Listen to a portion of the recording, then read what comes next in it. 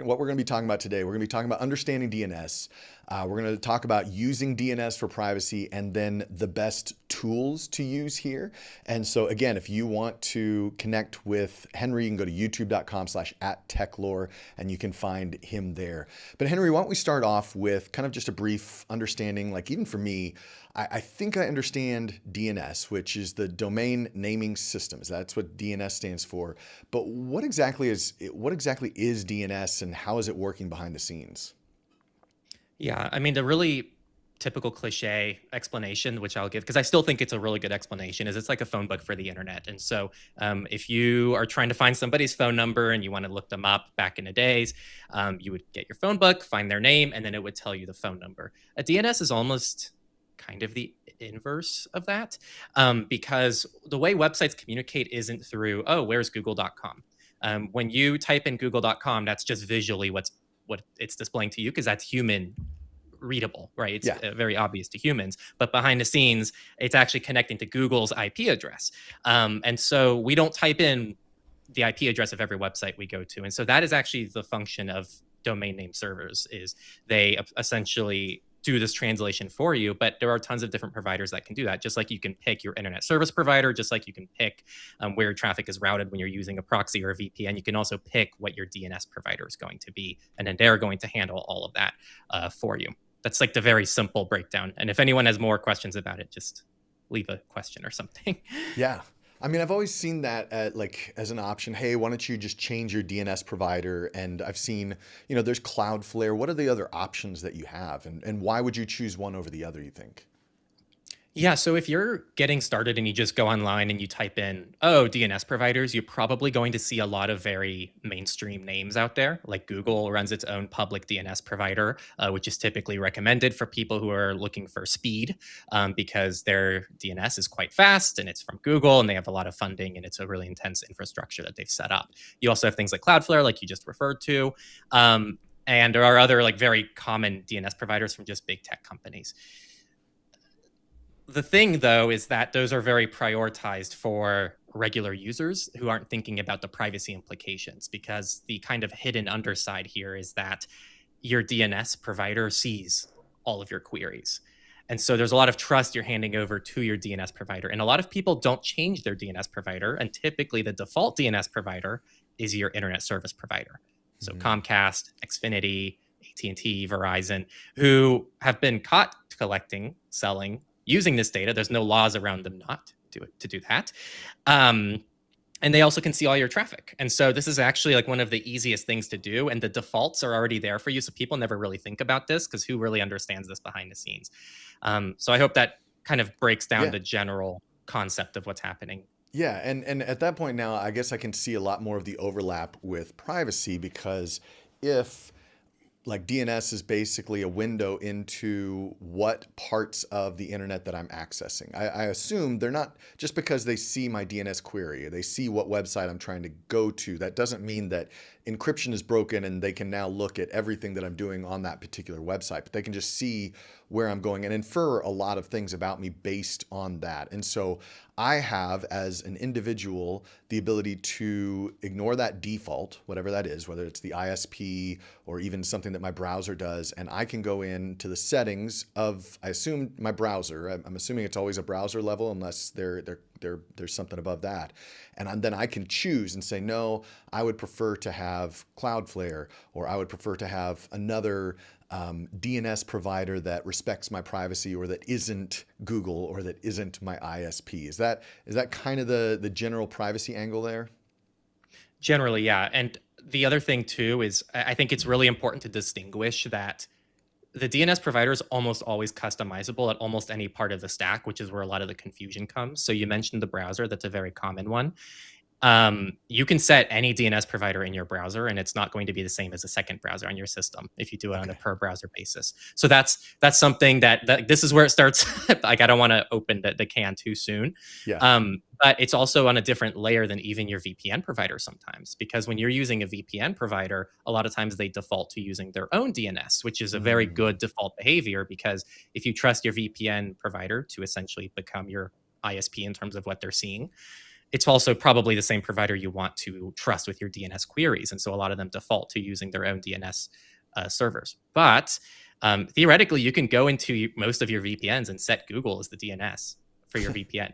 I don't know why you would do this. I'm not recommending this, but just to kind of illustrate how many workflows are out there. Just that you can really make or break really any workflow with just a single toggle with DNS. So, I mean, I guess in theory, if you trusted your VPN provider, but you still didn't want to put all your trust in your VPN provider, you could go in and change it not to Google, but to something else and still use the VPN for encrypting all the other traffic. Is that right? You could. It's a bit of a controversial thing to do. So maybe we can talk on that later if you want. It's a little bit more advanced. So I think we should, but that's getting into more advanced territory because some people would argue that's bad practice. I have a little bit of a more nuanced take on that because I do not use the same.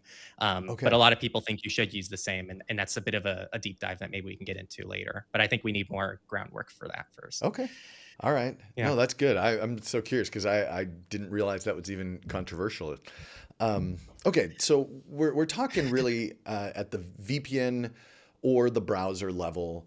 I'm assuming there is a way to do this even on a device, like a full device level, or maybe that would be considered the OS level.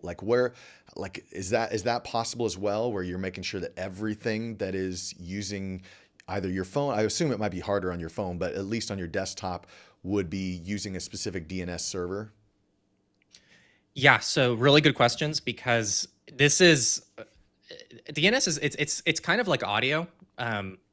If anyone works with audio, and this is probably applicable to anybody, you don't have to work with audio, but audio is very obnoxious to work with because you have your operating system volume settings, which might be different from your headphones audio settings. And if it's connected to your TV has its own settings. So we might have experienced this phenomenon where you actually have 3 different settings for your volume and they all kind of work independently of each other, which is a good problem to have, but it is because then you have granularity and you can prioritize which device gets more gain. Some devices can handle that a little bit better. But the same thing with DNS. There's layers upon where you can apply your DNS. So I think the easiest place to get started is kind of what you referred to, which is your browser.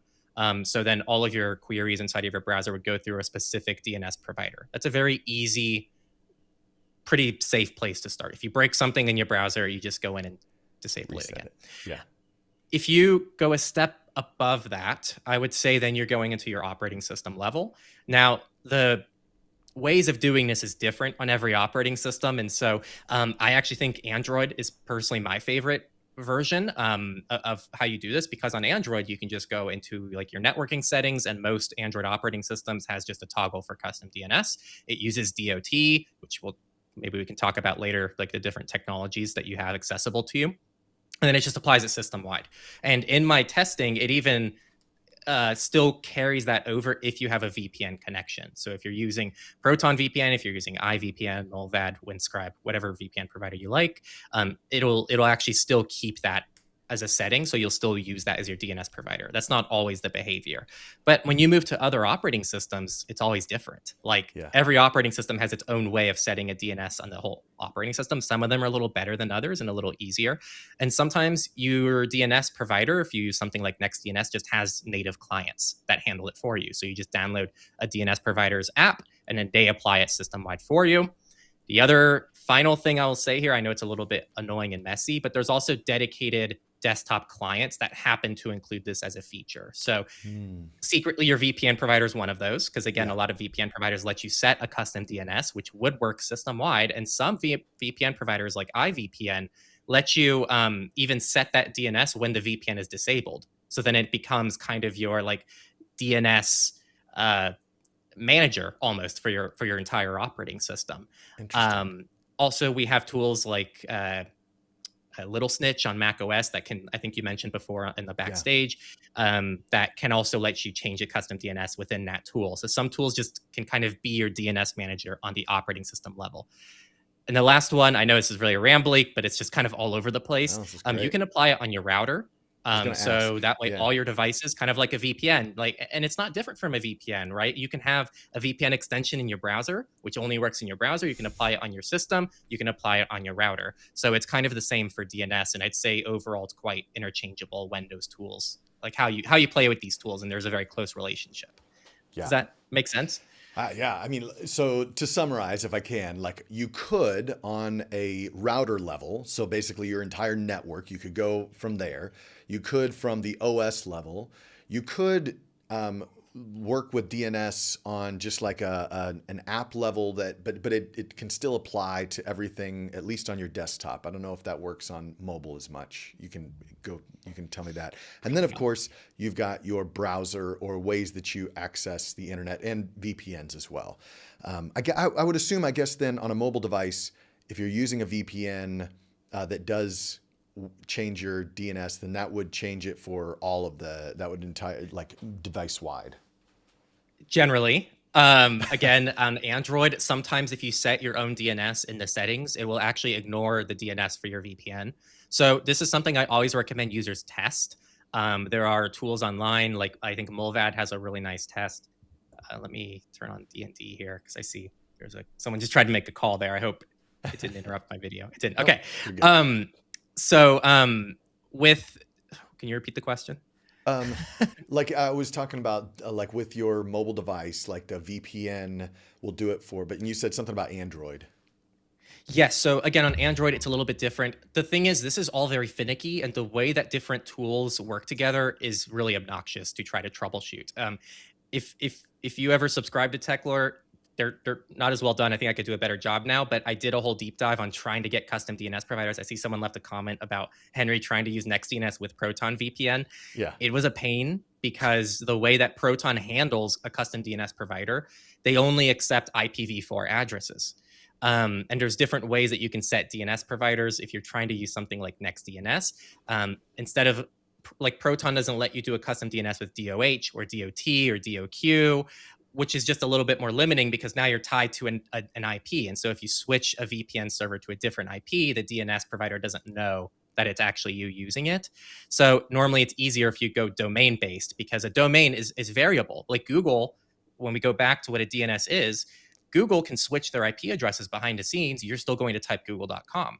But all the DNS servers would need to kind of like catch up because they're actually deciding like where things are to be routed, if this makes sense. And it's the same thing when you're setting a DNS provider with a VPN. You want probably more than just IPv4 custom DNS, because otherwise every time you switch your VPN server, the DNS provider doesn't actually know that it's the same person, because they're linked almost. Whereas if you use a variable like a domain, like DOH, DOT, which is going to be something like your handle.nextDNS, then it's adaptive and it doesn't matter what IP address you're using it from. Yeah. That's getting a little lost in the weeds.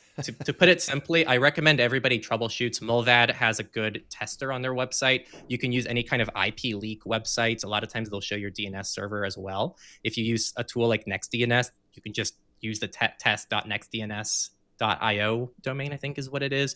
So that way you actually see, oh, okay, cool, I'm connected to NextDNS and it's using my VPN's IP address. I recommend everybody does this because every operating system is different and every VPN is different. Every DNS provider is different. The way they do it is going to be very variable. So it's going to require a little bit of troubleshooting. Okay. So, I mean, there was a lot there that you just shared. I Sorry. wonder, no, that's great. It really is. What might help me is, all right, you've shared what's possible.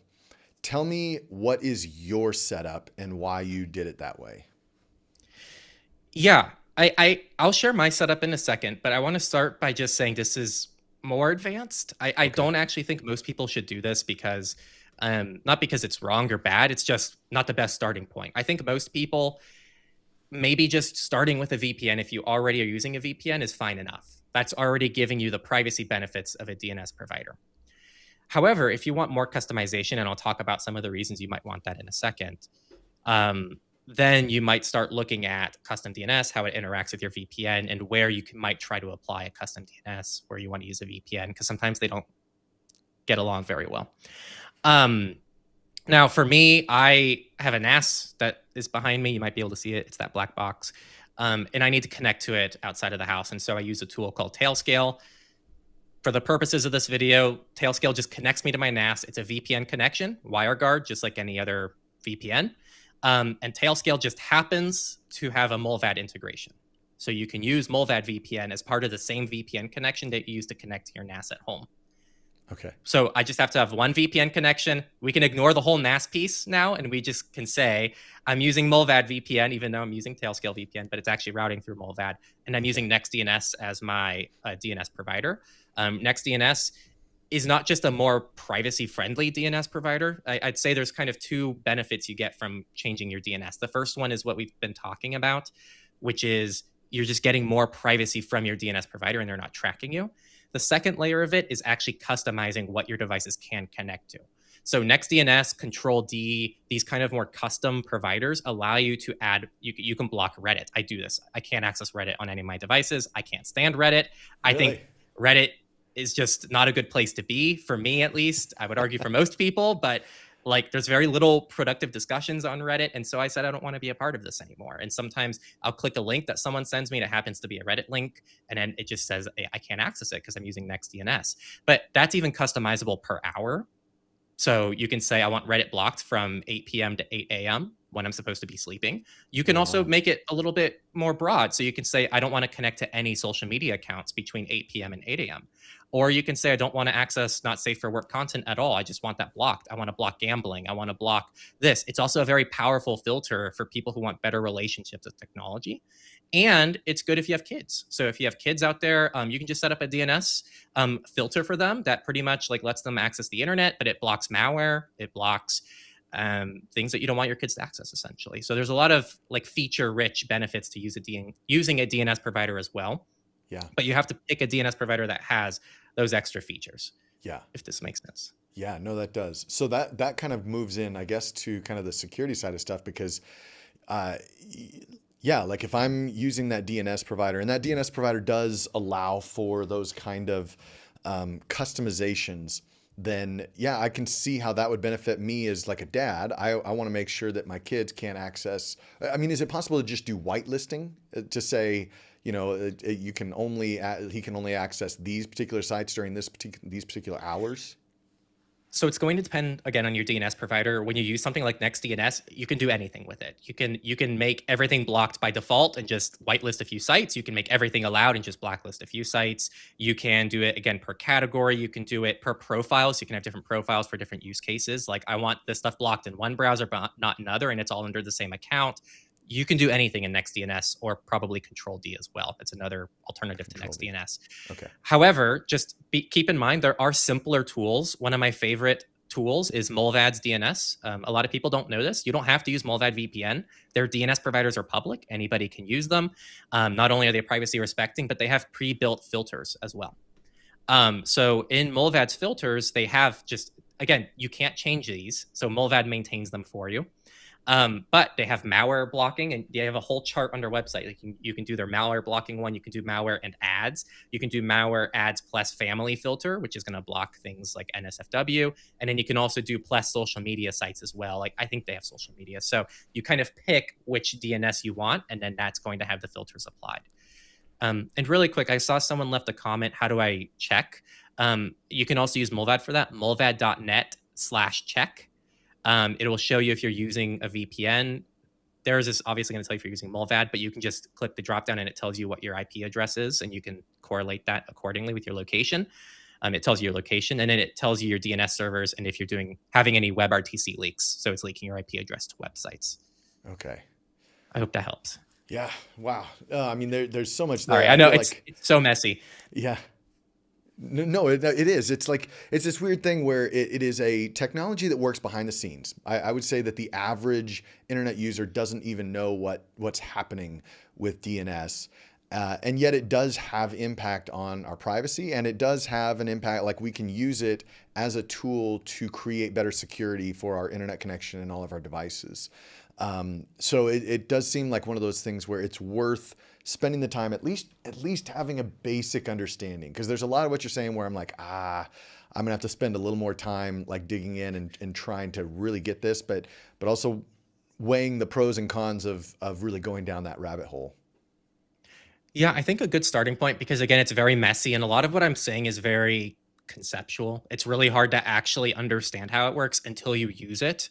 Hmm. And I really recommend people out there just change your DNS, see how it works, play around with it, and see how it interoperates or doesn't interoperate with your VPN. And you'll start learning, and you'll be like, "Oh, this is interesting. So now I can have this browser." And you'll start learning the workflows that make sense for you. I change my workflows with this every few months, not because it's overly complicated once you start getting used to it and understanding it, just because you start finding new workflows and it's this whole new way of browsing the internet and giving you better control over what you're connecting to and what can connect to you. So it's it's actually really nice. I have to say, it just takes some time to get used to, Yeah. but I would experiment for So anyone out there who's a that's a little good point. Like scared. I'm going to say something, and I want you to kind of push back on anything I'm saying here. But let's say that there's somebody who's watching this that, like, it's my mom or my dad, right? They don't really, downloading NextDNS probably isn't on their list of to-dos for this week, but going into their browser settings and changing their DNS from the default to something else. I keep saying Cloudflare. If you think there's a better option, please let me know. Or if there's something else, like, is that kind of the base level of what we would recommend people do here? Yeah, I think at minimum in your browser, that's where a lot of your, I guess, more sensitive things that are more tied to you might go through. Every website you access, it's a very easy switch. Just go into your browser's DNS settings. A lot of times there's a search built in. So just go into your browser's settings and just search DNS. You might see various things like DNS over HTTPS, encrypted DNS. Those are typically the ones you want to go for, is the encrypted side of things.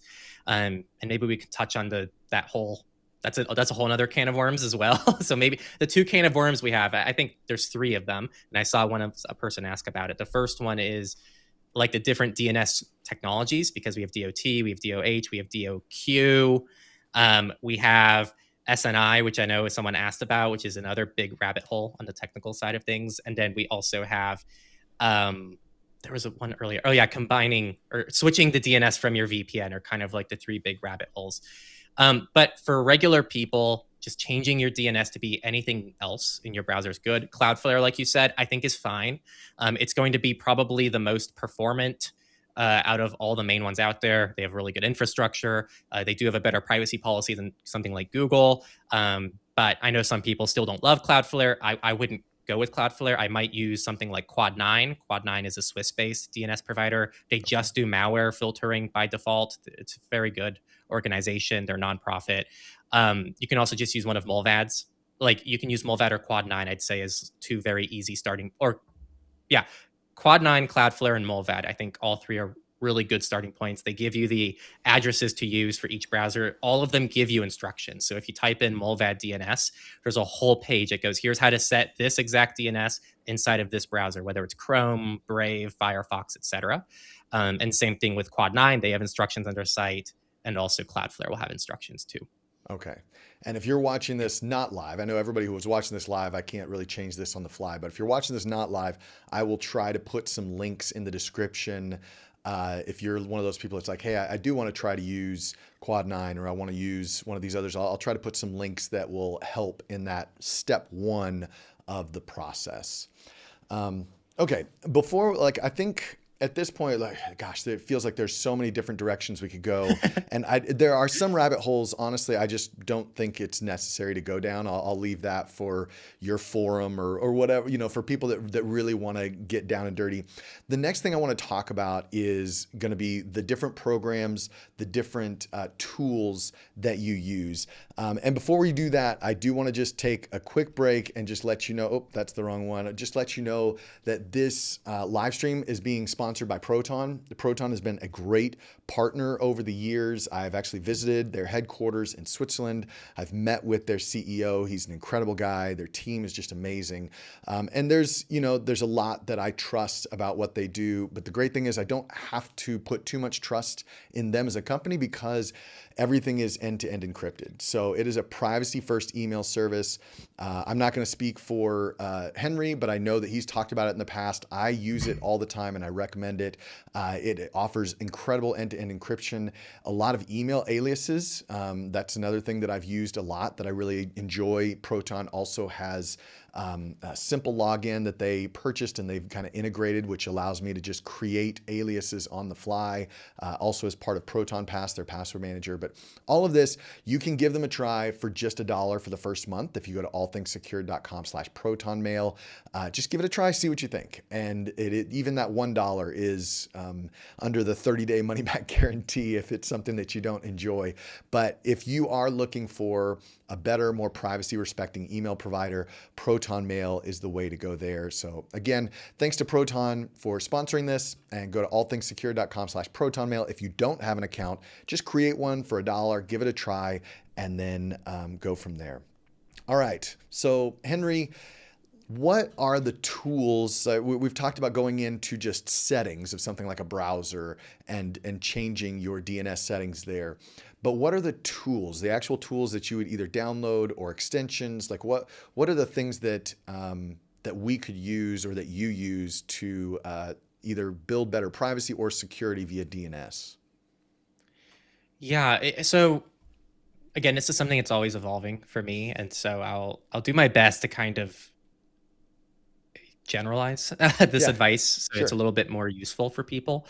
I think relying on first-party tools when possible is always nice. Like your VPN provider probably lets you set a DNS in it, which will automatically make things system-wide. So I like to try to look to see what tools I already have access to, because there's probably something you can do there. If you want to use NextDNS, they have native clients on most operating systems. So use the native clients just to dip your foot in the water before you figure things out later and the big rabbit hole. Your browser, again, lets you set your DNS. So that's already a place to start.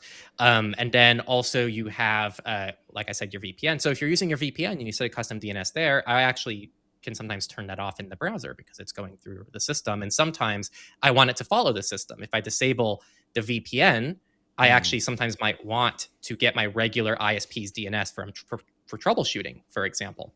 And sometimes I want a browser that bypasses my DNS regardless. And so a good example of this actually is the Molvad browser or Tor browser.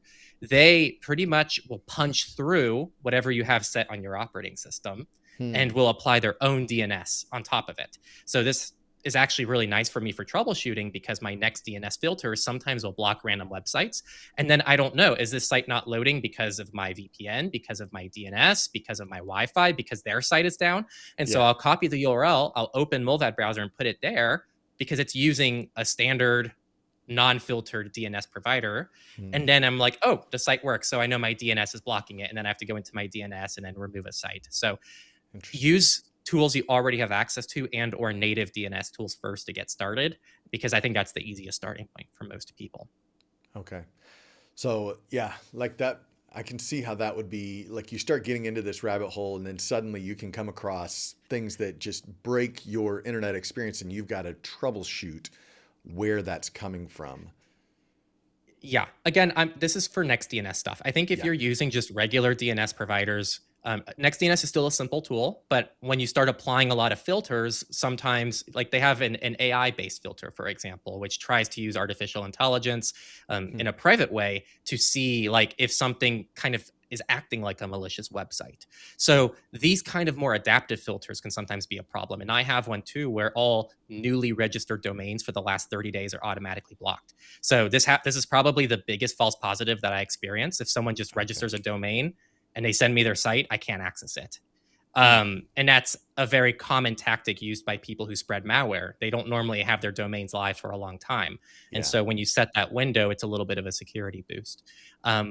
But this is all more technical stuff. For most of you out there, you're just using your VPN's DNS, which is designed not to break. Quad9 just does basic malware filtering that's designed not to break. Cloudflare is designed not to break. Quad9, I think I already mentioned Quad9, I think, but they're also designed not to break if I didn't already mention them. So your go-to DNS providers are not designed to break. So it shouldn't be a big concern for people. But I think you're assuming here that somebody would stay connected to their VPN at all times, but like I don't stay connected to my VPN 100% of the time. So it's either like, I guess there are some VPNs you're saying that the DNS will still route through the VPN regardless of if it's connected or not. But I would guess that most of them, it's not that way. So most VPNs, the way they work is they'll have a setting. It's just like your browser. It'll say, do you want to use a custom DNS?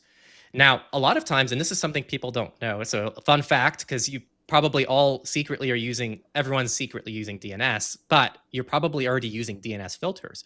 When you're using Proton VPN and you're using, I think NetShield is their version of this. NetShield says block malware, block ads, block trackers, or you can set no filtering. That's a DNS filter. This is why if you go into Proton VNS or Proton VPN settings and you set a custom DNS, it disables NetShield because now it's using that DNS provider instead of Proton's DNS servers where they're actually doing that filtering. So that's actually what's going on. Same thing. I think Molvad works the same way. So if you pretty much set a custom DNS in Molvad's client, it's going to actually turn off their built-in settings where it's like, do you want to block malware as part of your VPN connection? That blocking is done through their DNS, not through the VPN. So it's kind of like your browser. You're going to go in, you change a setting, you put in your custom DNS information. It's hopefully a link and not just an IP address, because the IP address is going to be a little bit harder to maintain over time. And I think, don't quote me, I think Molvad does do DOH now. IVPN had the best support for this last I checked. IVPN supported everything. Like you can do IPv4, you can do DOT, you can do DOH, you can pretty much use any DNS address. And I think Proton, last I checked, had beta or experimental support for more than IPv4, last I checked. Okay. So every VPN is a little bit different. You can still make IPv4 work, which is actually perfectly fine if you're using just a filter online, like if you're just using Cloudflare or if you're using Quad9. But if you start going the custom route, that's where the IPv4 is a little bit more limiting. So it should still be fine for most people. I hope that makes sense. I feel like I'm quite rambly. So. No, that's okay. Like you said, it is a somewhat confusing subject matter. So just to see if I can simplify it for a moment, it is possible to set up obviously DNS through something like, let's say, Proton VPN, especially if they've got their custom filtering for malware, ads, trackers, all that stuff. That would be their DNS. But that is only active if I have Proton VPN connected to a server. If it's disconnected, then that doesn't apply. I would assume that by default. That is how most VPN providers work. There are exceptions, namely iVPN does have a feature that says always use this DNS provider even when VPN is disconnected. So they have an explicit setting for that. Yeah, but you would have to have the program always running in the background. Is that right? Yes, okay. Most likely. I haven't tested that. That's a good question. But I would just assume that if your VPN is connected and you're using your VPN to proxy and become your DNS manager, however you want to call it, if you quit the program, I would just assume it's not working unless you test it for yourself with a checker tool to see what's actually being used in your browser. Okay. So it sounds to me like if you want something that is just kind of very plug and play, going in and changing settings on your browser is one way to do it. Doing something, that is a little more custom through your VPN, because they're going to be blocking, they're going to do some kind of secure blocking in malware, ads, and tracking. And then if you want to do manual customization, if you want a lot more control, that's where something like NextDNS comes in, where I can have a lot more granular control on what's being blocked, what's not being blocked, and all of that stuff. Is that a reasonable explanation of that? Yeah, and shameless plug, I made like a 40+ minute guide on just NextDNS because it's so feature rich. It's not even complex, it's just feature rich. And so that's on YouTube. The only other thing I would mention, because it's also not that inaccessible, but AdGuard Home is another option, as well as Pi-holes. This would live more on your network.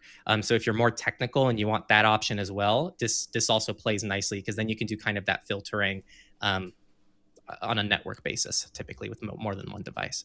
Okay. Yeah. So interesting. It's a deep dive, but I promise, again, I think just to zoom out, like you said, the best place to start is with your browser. And or your VPN if you're already using one. And again, if you're on a mobile operating system and you don't use a VPN on Android, it's very easy. You just set it, and then on iOS, you can just download the NextDNS app. And Apple even has a built-in feature now where you can just set a DNS provider, and it has an API. So apps can just hook up to the API and then it sets a system-wide DNS. And a lot of times they're actually compatible with Apple Private Relay if you use that kind of browser-based VPN that Apple provides in Safari. Interesting. Okay. Yeah.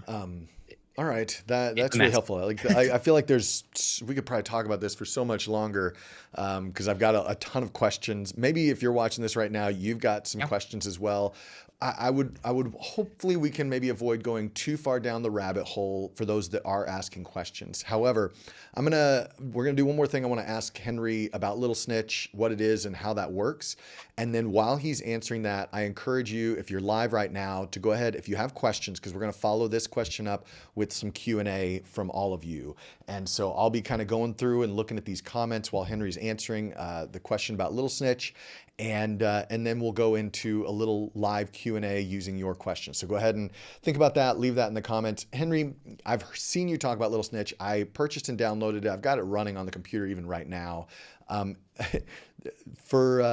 Just for my sake, more than anything else, like, tell me what I just did. Like, what am I doing here, and how is that going to benefit me? Yeah. These are some of my favorite tools, by the way. I think they're like one of their DNS and local firewall tools, I think, are kind of the underrated privacy tools that don't get enough talk time, because they can block things that you really can't otherwise block unless you just avoid them. So what I mean by that is if you download an app on your phone, on your iPhone, on your Android device, a calculator app or a camera app or Duolingo, there's tons of third-party trackers inside of those apps. And those third-party trackers, typically SDK, sometimes the developers don't even know that their apps have this kind of stuff in there, will be contacting ad domains, or sometimes even more malicious things than just basic ads. But this sends a lot of personal information about you to lots of third parties you didn't even consent to giving your data. You just downloaded an app to start learning a language, and now where you go and your location is being sent to countless third parties. This is actually becoming such a large problem because when we zoom out even politically, we have governments around the world that are purchasing this data because they're not allowed to collect it through proper legal processes. So in the US, you have to get a warrant if you want to start collecting data on a US citizen. But when people download all these apps, it collects all their data and sells it to these third-party data brokers. And then they can buy that data and kind of bypass all legal process, and they don't have to get a warrant. Tools like Little Snitch and DNS providers are a great solution to this. That's better advice, I think, than just uninstall bad apps on your phone. Because a lot of times these are apps you need to use, but you can't block something that's happening within the app. But this is how you can block that. So Little Snitch is going to show you, oh, you downloaded this new program on your computer. Maybe you downloaded Affinity and you want to start editing some photos or designing a thumbnail. You're going to notice, though, oh, okay, it contacted Affinity's update servers. That makes sense. It's going to send you a notification, or you can just pull it up per program. Oh, but I also realize it's contacting these like telemetry domains as well. I haven't actually looked at Affinity myself, so I'm not saying this is actually what's happening, but this is a very common pattern where you download a program and you're like, wait, why is it contacting these 10 random websites? Oh, is that a Facebook domain? Why is this program talking to Facebook? So this is typically what most people will find when they start using these tools like Little Snitch, which this is its entire job. It's a firewall. It intercepts all of your traffic on your computer locally, and it pretty much tells you where that traffic is going and what program it's coming from. So you can see, oh, this is contacting this domain and it's not supposed to. Let me block that for you.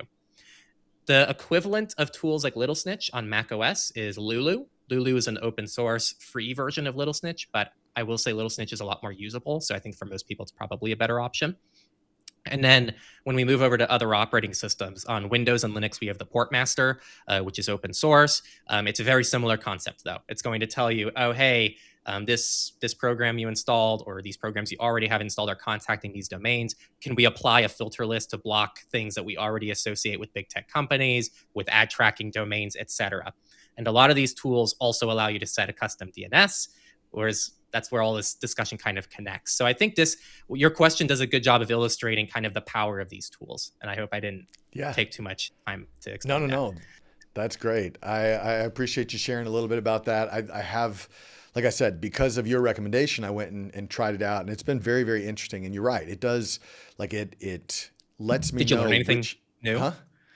Did you learn anything new? Like any programs that you were shocked by? Yeah, there were like programs that I didn't realize were still running in the background that I was like, okay.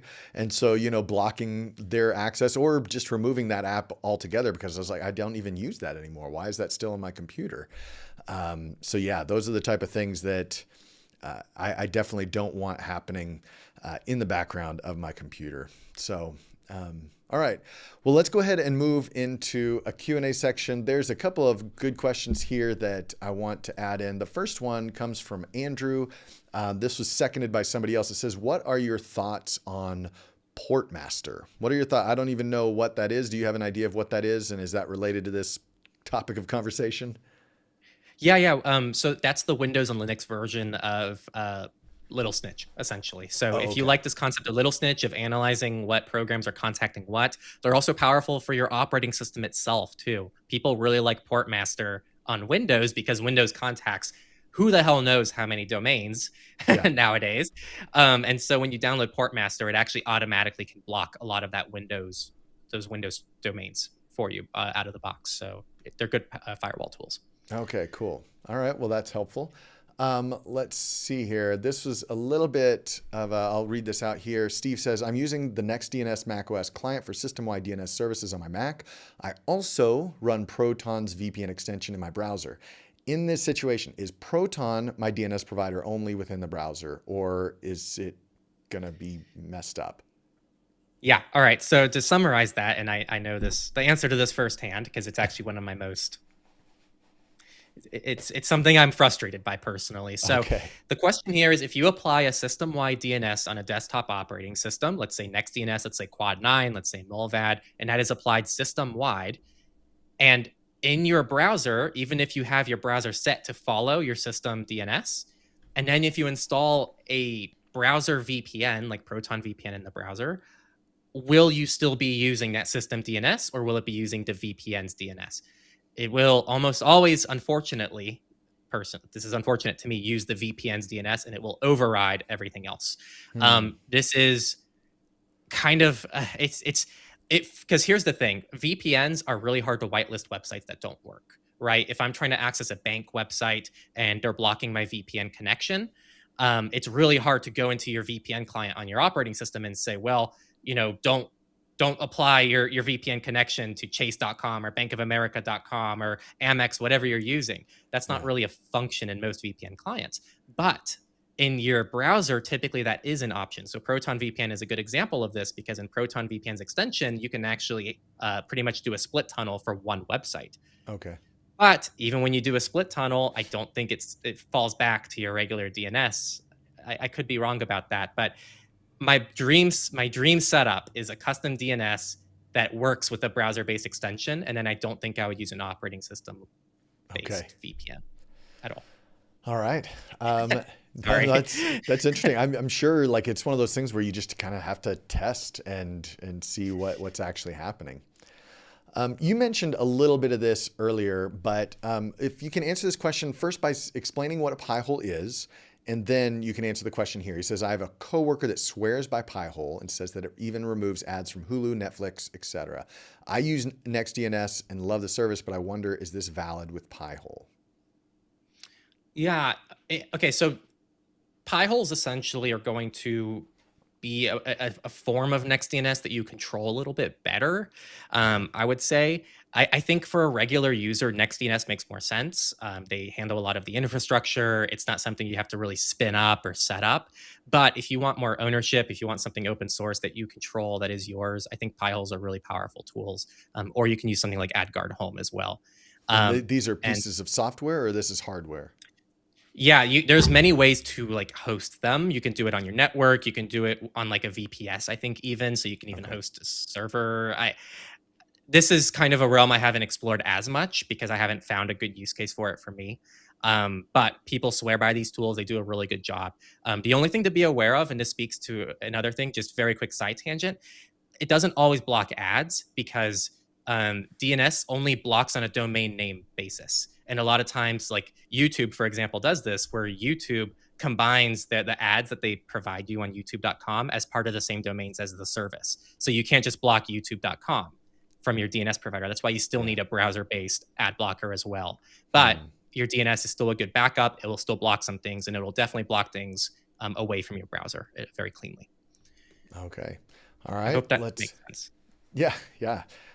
Next, we've got Kobe says, we all have apps installed on our phones. Let's say his is an iPhone, and some apps will send data to third parties. I would say most apps will send data to third parties in some way. So how should we protect ourselves? Is that with DNS, or is there some other way that we should protect ourselves there? Yeah, sadly, that's about it, especially on iOS, right? Like on iOS, there are no filtering tools that really exist, that Apple doesn't open up the operating system in that way. So your only two options on iOS, I guess secretly a third one. For me, if I have an invasive app that I have to download from the iOS App Store, the options are not to install it, aka if you already have it, uninstall it. Use a custom DNS, which is something that I think is quite needed on an iOS device personally, because otherwise there's no way to filter this. So when you have a custom DNS provider, it will filter and block a lot of those domains. And you can actually see this, especially if you use NextDNS. They have a live log. So you can literally pull up NextDNS in your web browser on your computer, hold your phone, open an app, and in real time see the domains that is trying to be contacted by your phone. So you can do a lot of fun experimenting to see what domains each app is contacting in real time.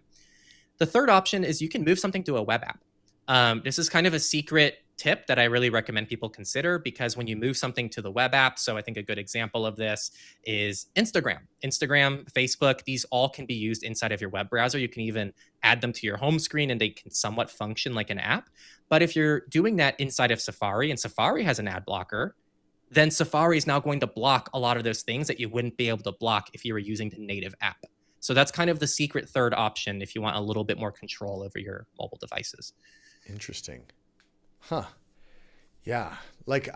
So this is just coming, this is the way that I see it play out for me. So like if I watch something on, what is it? Let's say it's Prime Video, like if I'm watching a show, but I haven't paid for the go ad free, but I'm doing it through Brave, I don't actually see the ads that come through if I watch it on my TV. It's blocking ads, and I'm assuming it's related to what we're talking about in some way. What I hear you saying is sometimes if you're able to go through the web app, if you're opening it in a browser like Safari or Brave, now you do have a little more of that type of control that doesn't exist if you're opening just a dedicated app. Yeah, especially on mobile, I think is where this really shines. But I guess on desktop too. Like, I think this is an example for me. I in my past used Spotify a lot, and when you download the Spotify desktop app onto your computer, and if you have a firewall tool like Little Snitch, like Portmaster, you should check that out. This is a fun experiment you should run, because warning, it doesn't just contact one Spotify domain. It contacts a lot of very fascinating things. But when you have a Chromium-based browser like Brave, even regular Chrome, I don't recommend regular Chrome, but even in regular Chrome, I'd rather have you keep Spotify in regular Chrome than download the desktop app from a privacy perspective, because you're going to have an ad blocker probably, and you're going to see in Brave all those domains on the native client are blocked in the web app. And that is your browser's filtering capabilities that are really shining that you don't have access to inside of a native desktop client. And so this is where installing the web app, where Spotify's still going to get an icon on your system. You can even still have notifications for a lot of web apps. That's just a little bit better of a way of filtering these kind of things, and it gives you more control. The alternative is using DNS only, and that's not always as foolproof as, like, I think using both tools. Yeah. All right, so let's move in. We've only got a couple more questions that we'll do here. This might be a poor question. No poor question, Steve. But if you had to pick one service OS-wide, would it be a VPN or DNS? And then both is also a reasonable answer as well. Yeah, it's a really good question, because I'm flip-flopping on this answer quite frequently in the last year, as I'm still kind of building my relationship between the two. Yeah. For context, I was VPN only for a long time, like 8 years. And then I kind of really started to deep dive into the DNS side of things. And then I started realizing, I think for the regular person, DNS is a lot more useful.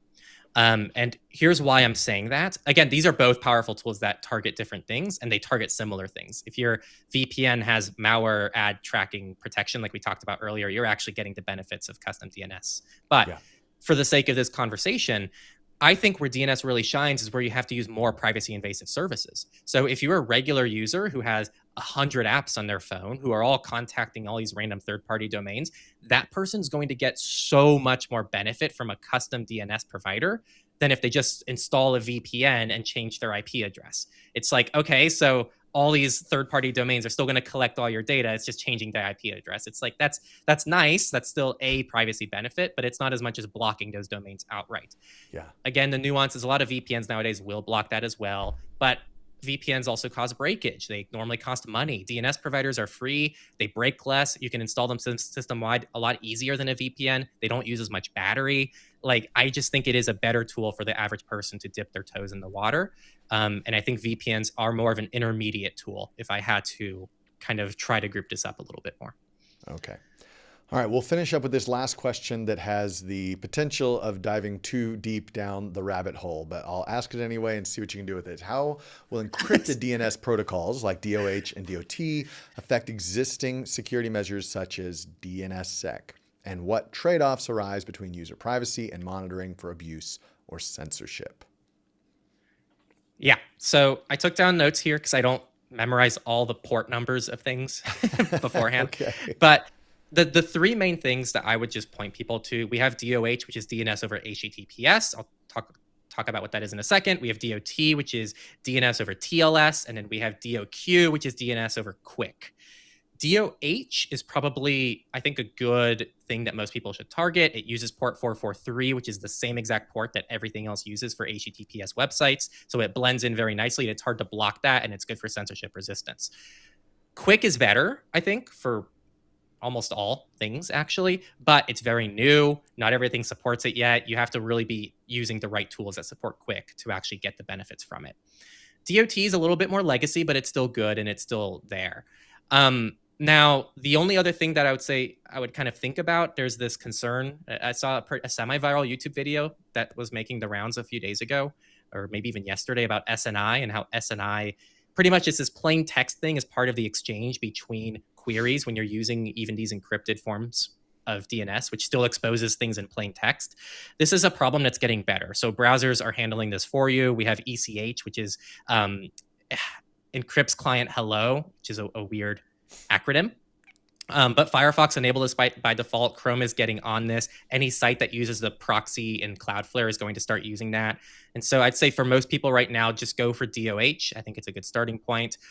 Every DNS provider, for the most part, has a DOH address, and that's going to give you most of the benefits for where we're at right now. And I think once things develop, there will be easier suggestions to get to offer. All right. Well, if you understood all of that, good on you. Sorry. And there's obviously more that I need to dive into and learn. And that's what I love about it all, is it like there's still plenty that I don't know and I don't claim to know. And so I'm continually learning. You were going to say something, Henry?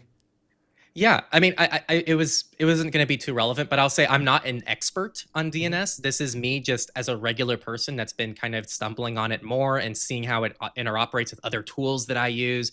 And so I think you can dip your toes in without doing any of that. Just set a custom DNS provider, see how it works. You don't need to get lost in the weeds to get 80-90% of the benefits. I'm just kind of a nerd about it because I think it's cool. Yeah. Well, feel free to leave a comment below this video, and I'll do what I can to continue to answer questions that I would be able to answer. Thanks again to Henry. If you are not subscribed to TechLore, I highly recommend you go to youtube.com/@TechLore, and you can subscribe to him there or listen to his podcast, Surveillance Report. I'll have links to both of those below. Henry, thank you so much for joining me this time. It was incredibly helpful for me. I really appreciate it. And I also want to say another thank you to Proton. Proton Mail is the recommended secure email provider that I use and have been talking about for a while now. It is a privacy-first email service that has end-to-end encryption built in, as well as email aliases, which is a great way, not just with, like I talk about with passwords and logins, it's not just creating unique and strong passwords, but sometimes it's that combination of a unique email with a unique password that makes things even stronger. And then you add 2FA to that, and it's just some of the best security you can have for your logins. And you can give it a try for just $1 for the first month. Go to allthingssecure.com/protonmail.